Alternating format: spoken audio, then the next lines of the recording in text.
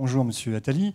Compte tenu de l'ampleur de la dette que vous soulignez, que tout le monde reconnaît, quelle est, à votre avis, ou quelles sont, à votre avis, les mesures qui peuvent être prises?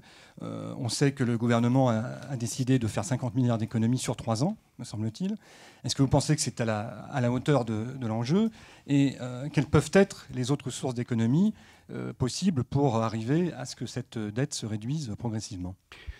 Bon, d'abord, il faut parler de dette publique, hein, c'est ce que j'ai dit tout à l'heure, c'est la dette de l'État. Les économies, c'est important d'en faire, mais il faut bien se rendre compte qu'on est pris dans un dilemme très compliqué. C'est que l'argent que l'État dépense, c'est pas de l'argent qui est jeté dans un trou, ça sert à quelque chose. Même si ça sert pas forcément à quelque chose de très utile, ça sert à quelque chose. Il y a des gens qui sont payés, il y a des ronds-points d'autoroute qui sont faits, il y a des allocations qui sont données à des gens, etc., etc. Donc, quand on coupe, ça fait mal forcément à quelqu'un. Donc il y a un bien et il y a un mal. On fait des économies, mais on pénalise des gens. Et donc, il faut faire très attention à ce qu'on fait. Est-ce que les gens veulent moins de professeurs? Est-ce qu'ils veulent moins d'infirmières? Est-ce qu'ils veulent moins de policiers? Évidemment, non. Donc, les gaspillages, il faut les chercher ailleurs. Et il y en a beaucoup. Mais pour trouver ces gaspillages, il faut vraiment agir de façon sérieuse. Alors, les 50 milliards sur 3 ans, c'est bien, mais c'est 50 milliards sur 2000 milliards, vous voyez l'ordre de grandeur, c'est pas considérable. Il faut faire plus.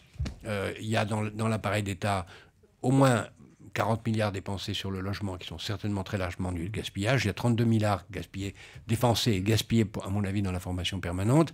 Il y a, semble-t-il, 25 à 30 milliards dépensés en frais de gestion de la sécurité sociale, qui, elle aussi, a un déficit, c'est sûrement trop. Et il y a bien d'autres gaspillages qu'il faut. On ne le fait pas.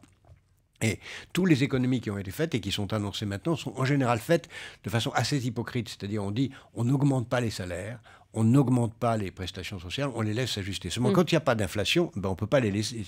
Comme elles sont déjà à zéro, ce genre d'économie-là n'est plus possible. Donc moi j'attends de voir le budget demain pour savoir où sont les vraies économies et je me prononcerai après.